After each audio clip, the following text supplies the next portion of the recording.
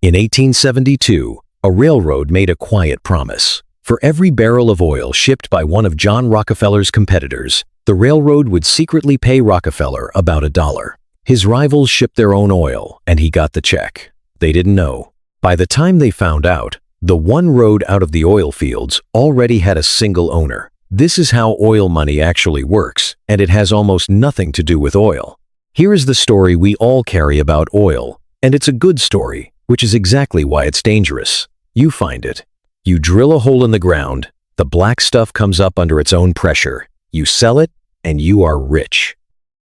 Every cartoon oil baron, every gusher scene, every desert kingdom with gold faucets, all of it runs on that one simple picture. Oil equals wealth. Get the oil, get the money. Hold that picture, because we're going to break it. And to show you how completely it breaks, I'm going to give you 3 dates up front: 1986, 2014, 2020. 3 different decades, 3 completely different triggers. And every single one of those years, the price of oil didn't dip, it fell off a cliff, and the same short list of countries slid into crisis within months. Same governments, same panic, almost the same schedule. Keep those 3 dates in your pocket. By the end, you'll see they aren't 3 accidents. They're one design flaw, going off 3 times. So, let me say the thing this whole video is built on, as plainly as I can. Rockefeller never really owned the wells. He owned the only road out of them. Oil has never been an extraction business. It's a choke point business. Sit with that word choke point, because it changes where you look. The myth tells you to look at the well, at the gusher, at the reservoir under the sand. The reality is that all of that is the cheap part, the crowded part, the part that, the better it works, the more it destroys its own value. The money was never in the oil coming out of the ground. The money was in the one narrow place every barrel had to pass through to turn into cash. The refinery it had to be cooked in, the pipeline it had to crawl through, the rail car it had to ride. Own that narrow place, and you don't have to own a single drop. Everyone else's oil pays you. Here's what I'm promising you for the next 20-odd minutes. We're going to follow one barrel from the ground to your wallet and watch exactly where the money sticks. We're going to see how a man cornered 90% of an industry without cornering the oil. We're going to go up a level and watch entire nations fall into the same trap, how a country floating on oil can quietly rot from the inside. And then we're going to name the law underneath all of it, the one rule that explains Rockefeller and OPEC and a negative price on a Tuesday afternoon in 2020, one thread. Pull it slowly. Start with the thing everyone gets wrong, because it's the foundation for everything else. Drilling is easy. Not easy like effortless. Easy like anyone with capital and a lease can do it, and thousands of people did. In the early oil days of Pennsylvania, you didn't need a monopoly's permission to strike oil. You needed a patch of land and some nerve. The barrier to getting oil out of the ground was low, and a low barrier is a beautiful thing for the world and a catastrophe for the person selling. Because here's what low barriers do to a price. If getting the product is cheap and open to everyone, everyone rushes in, supply floods, and oil has a special cruelty on top of that. You can't easily turn a well off. A flowing well wants to keep flowing. Capping it and restarting it is expensive and sometimes ruins the field. So producers pump even when the price is bad, because a low price is still better than zero, and stopping costs more than continuing. Multiply that across hundreds of independent producers and you get a permanent flood, chronic oversupply, a price that doesn't just fall, it collapses, over and over, structurally, forever. So if you're standing in 1870 looking at this industry, you notice something the gold rush crowd doesn't. The oil isn't scarce. The oil is the least scarce thing in the whole business. What's scarce, what's actually hard, expensive, and limited is everything that happens after the oil comes up. Someone has to refine that crude into kerosene people will actually buy. Refineries cost real money and real expertise. Someone has to move it hundreds of miles to a city. In the 1870s, that meant railroads, and there were only a handful of rail lines out of the oil regions. Later it meant pipelines and tankers and rail cars, and there were never enough of those either. And notice why the exit stays narrow while the oil stays cheap. Anybody can drill a hole. Almost nobody can build a refinery, because refining takes capital, chemistry, and scale. You're running a small, dangerous factory, not digging a well. The same goes for the way out to market. A well is a point. A pipeline is a line that has to cross 100 miles of other people's land with the rights, the steel, and the money that implies. The stuff that comes out of the ground is abundant, almost by definition, because the whole world is sitting on it. The stuff that turns it into money is rare almost by definition, because it has to be built. That gap never closes. It's the permanent shape of the business. Look at where the bottleneck is. Thousands of wells, a handful of refineries and railroads. That asymmetry is the entire game. The oil was never the scarce thing. The scarce thing was the exit. And Rockefeller, more clearly than anyone alive, saw that the man who controls the exit doesn't have to win the race, he just charges admission to everyone who's running it. Let's make it concrete. Let's follow a single barrel and watch where the money actually lands. A barrel of crude comes out of the ground somewhere, a farmer's field in Pennsylvania, a boomtown in Texas, a desert in the Gulf. At that moment, freshly pumped, it is almost worthless. It's a sticky, dangerous, low-value liquid that no ordinary person wants. It cannot light a lamp, run an engine, or do anything useful yet. To become money, it has to go on a journey. And every step of that journey passes through something owned by somebody else. First, it has to be refined. Raw crude is useless. Kerosene, and later, gasoline are the products people pay for. In Rockefeller's day, refining was the choke. By 1880, through buying rivals, outcompeting the rest, and squeezing every advantage he could, Standard Oil controlled the refining of 90 to 95% of all the oil produced in the United States. Read that number slowly. Not 90% of one region. 90% of the machine that turned worthless crude into sellable product for an entire country. If your barrel wanted to become money, it walked through his door. Then it has to move. And this is where it turns from clever into ruthless. The railroads needed volume, and Rockefeller had the volume, so he negotiated secret discounts, rebates off the published shipping rates. Investigators later found those rebates ran somewhere around 50 to 70% off the official price. Those figures came out of a hostile state committee, so take the exact percentage with a grain of salt, but the structure is not in doubt. His competitors paid the sticker price to ship. He paid a fraction. Same track, same train, same oil. He just wrote it for half. And then there was the move that still doesn't feel real, the drawback. Under a scheme in 1872, the railroads agreed that for every barrel shipped by a refiner who wasn't in his alliance, they'd pay him a kickback around $1.06 a barrel. Let that land. His competitors shipped their oil, paid full freight, and a slice of that freight was quietly handed to the man trying to destroy them. One historian called it the cruelest device for killing competition ever conceived by American industry. And notice, Rockefeller didn't own their wells. He didn't own their oil. He owned the road, and the road paid him rent on his enemies. The oil was never the scarce thing. The exit was, and he owned the exit.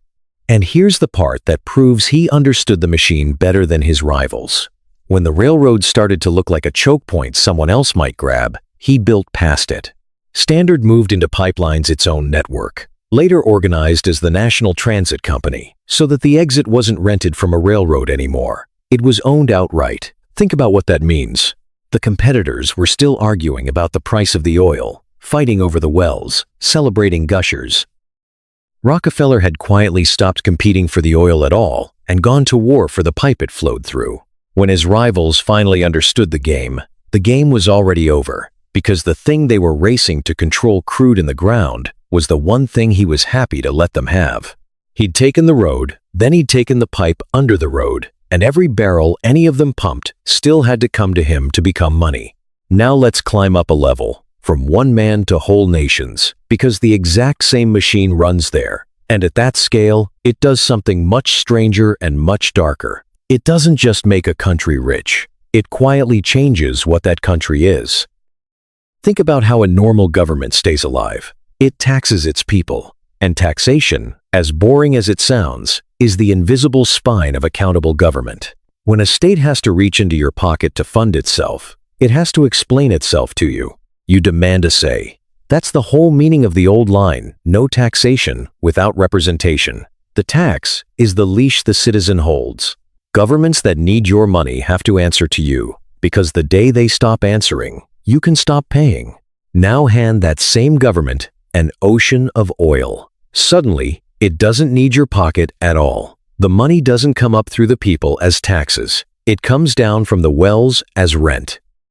Political scientists call this a rentier state, and the pattern they've documented is unsettlingly consistent. A state that funds itself from oil rather than citizens has weaker pressure to be accountable to those citizens because it never had to ask them for anything. It can buy loyalty with subsidies instead of earning it with representation. The leash goes slack. The citizen's one piece of leverage, I fund you, so I get a say, simply evaporates.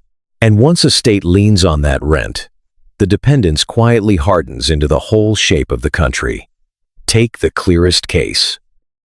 In Venezuela, oil grew to account for more than 90% of the nation's export earnings. 9 of every $10 coming in from the outside world arrived as oil. When almost all your foreign money is one product, you stop building the other things a country runs on. Why nurture farms, factories, a tax office, a diversified private sector, when the wells pay for everything, and asking citizens for taxes only invites them to ask questions back? The oil doesn't just fund the state. It slowly replaces every other organ the state might have grown until there's nothing left holding the body up except the one artery. I want to be honest about the limits here, because this is a claim people oversell. It is not iron law. Norway found oil and stayed a functioning democracy with one of the cleanest sovereign funds on earth. The resource curse is a tendency, not a sentence. And the countries that beat it usually had strong institutions before the oil arrived. But that exception actually sharpens the rule, instead of breaking it.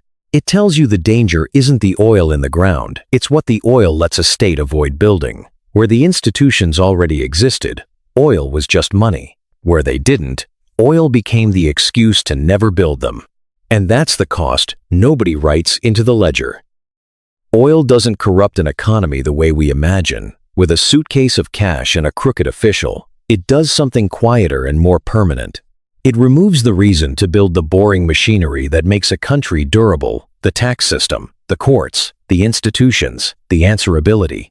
Oil doesn't ruin the economy. It ruins the reason to build one. So we have a machine that mints fortunes and remakes nations. Now let's find the crack running through it, the flaw that turns all that wealth into 3 cliffs in 3 different decades.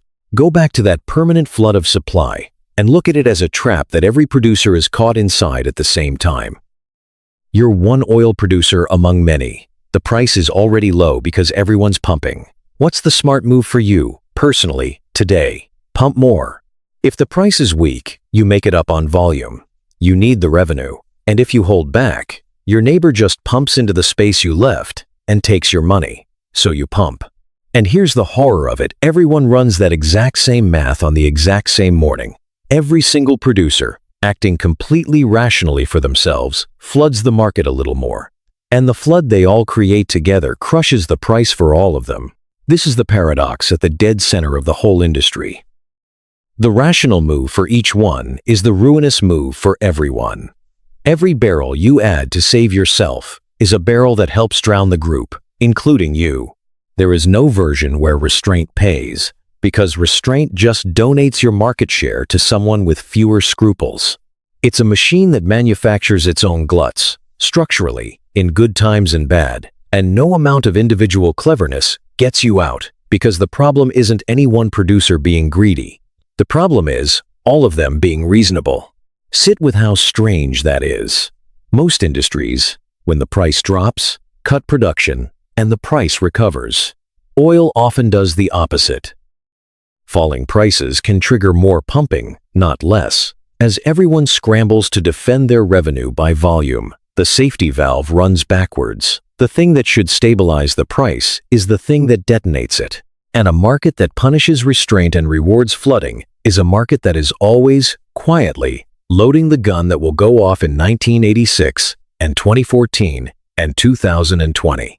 There's one more twist in the physics that makes it worse, and it's the detail that will matter most in 2020. Oil doesn't vanish when nobody wants it. It has to go somewhere into a tank, a terminal, a tanker sitting offshore. The flood doesn't just push the price down, it fills up all the places you could put the stuff you can't sell, and storage is finite. So the same chronic oversupply that erodes the price in normal times is a bomb with a fuse in a crisis. When demand suddenly drops but the wells won't stop, the oil piles up against a wall of full tanks, and the price doesn't just fall, it can punch straight through zero. The glut was always there. Most of the time it only bruises the price.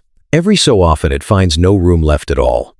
And that's when the number does something that shouldn't be possible. Here's the turn. Everything we've said so far sounds like a story about winners Rockefeller cornering the exit, petrostates swimming in rent. Now watch the same edge that cut for them, cut back.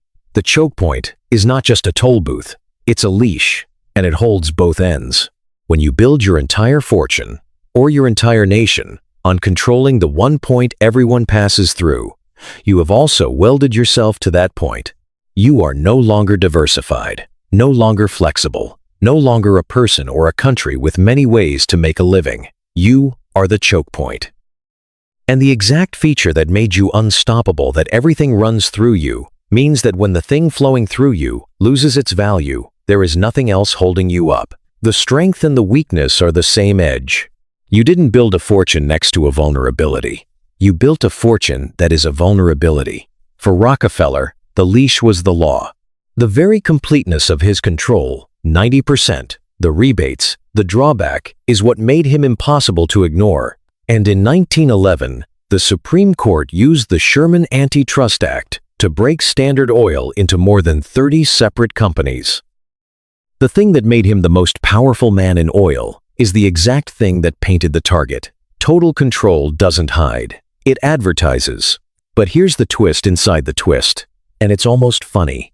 Breaking up the choke point didn't kill the logic of the choke point, it just cloned it. Those pieces of Standard Oil didn't fade away. Jersey Standard grew into Exxon, Socony grew into Mobil, Standard Oil of California became Chevron. The court shattered the machine, and the shards became some of the largest companies on the planet, still built on the same principle: to control the refining, the pipelines, the distribution, the exit. You can smash a choke point, and if the underlying scarcity is still there, a new one simply crystallizes in its place. The law can break an owner. It's much harder to break the thing that made ownership pay.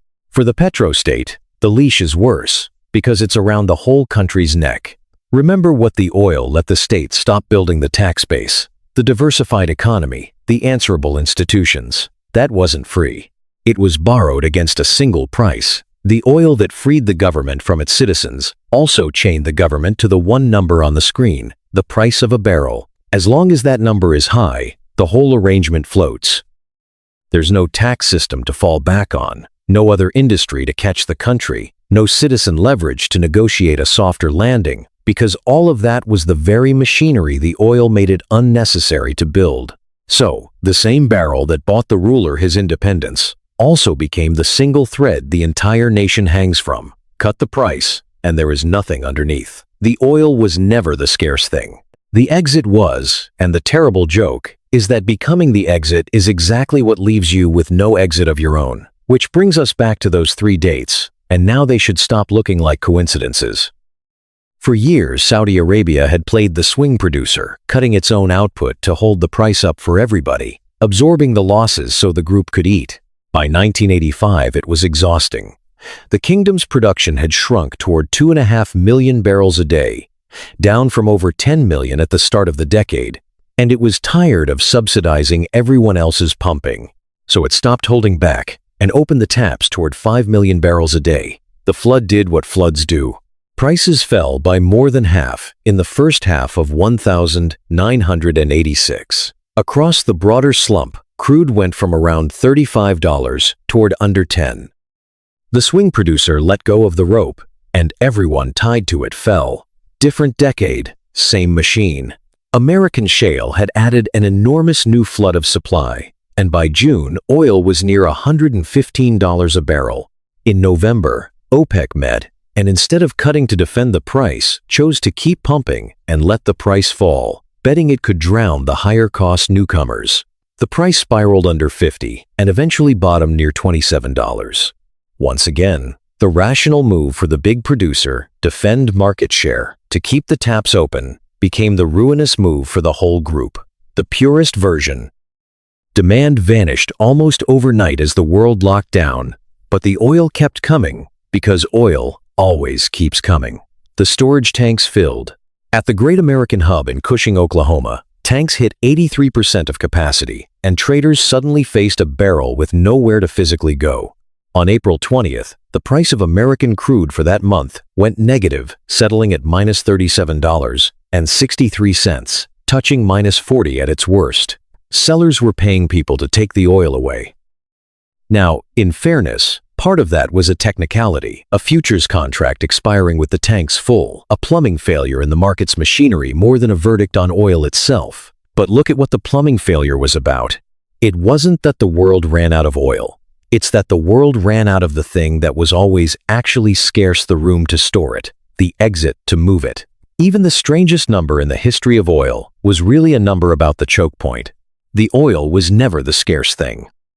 And now watch the promise from the beginning come true, the same short list of countries sliding into crisis on schedule because every one of them had swapped a real economy for a single price. Each of these states needs oil to sell above a certain number just to pay its own bills. Economists call it the fiscal break-even.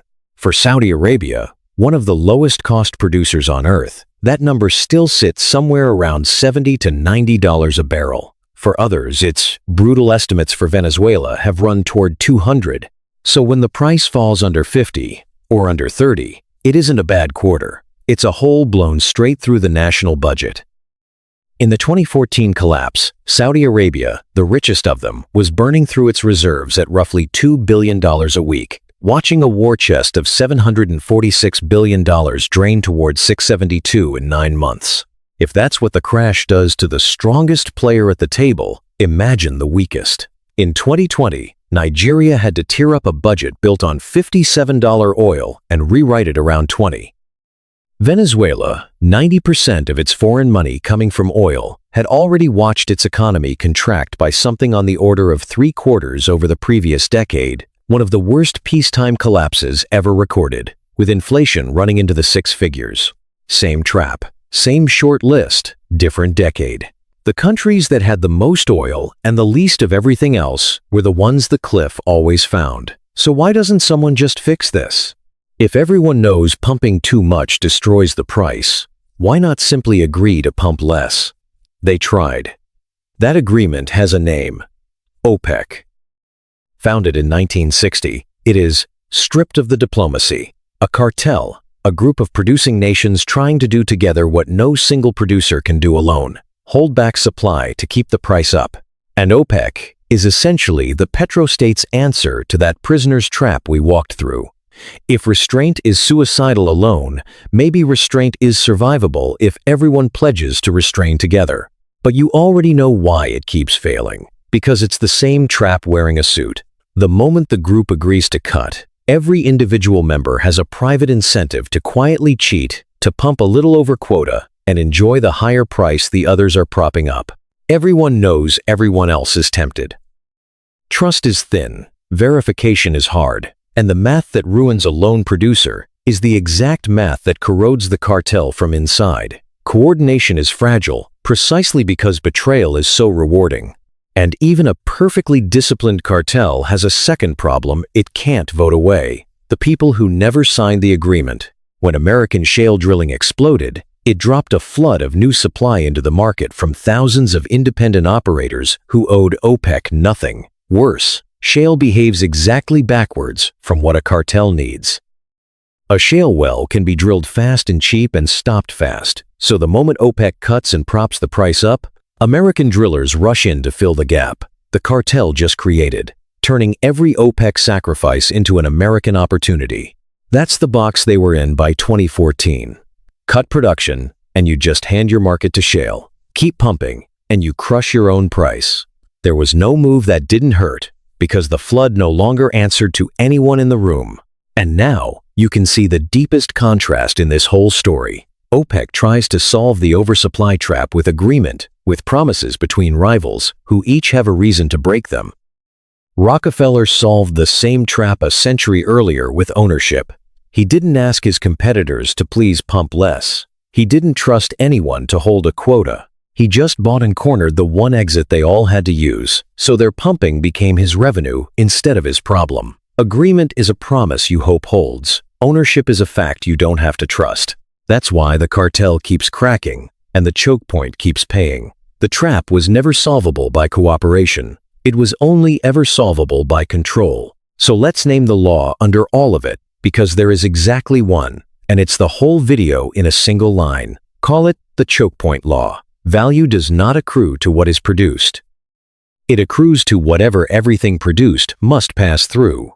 Not the well, the road out of the well. Not the oil, the refinery, the pipeline, the storage, the one narrow gate where a worthless liquid turns into money. Find the point everyone is forced to cross. Own that point, and you never have to win the race. You collect from everyone running it. That's Rockefeller. That's the pipeline. That's the toll booth logic hiding under the entire industry. And underneath that sits a second, quieter law, the one that ran through the story of the nations. A resource that pays for the state deletes the citizen's grip on it. When the money comes from the ground instead of from the people lose the only leverage they ever had, and the state loses the only reason it ever had to build something durable. That's the felt version, the one you don't see on any balance sheet. Oil doesn't ruin the economy, it ruins the reason to build one. Put the two together, and the three cliffs finally make sense. Everyone chased the oil, because the oil looked like the prize, but the oil was never scarce, so chasing it just built flood after flood after flood. 1986, 2014, 2020, the same trap detonating on schedule. The people and the countries who got genuinely, durably rich were never the ones with the most oil. They were the ones who owned the one place everyone else had to pass through, and the ones who got destroyed were the ones who mistook sitting on the oil for owning the exit. So here's where we end, back at the beginning. Oil in the ground makes nobody rich. It makes people rich only at the one point where everybody else has to pass through. Find that point in oil, in any business, in anything at all, and you've found where the money actually lives. Miss it, and you can be sitting on an ocean of the stuff, pumping as fast as you can, watching the price fall, and wondering why the road out was the only thing that was ever worth owning.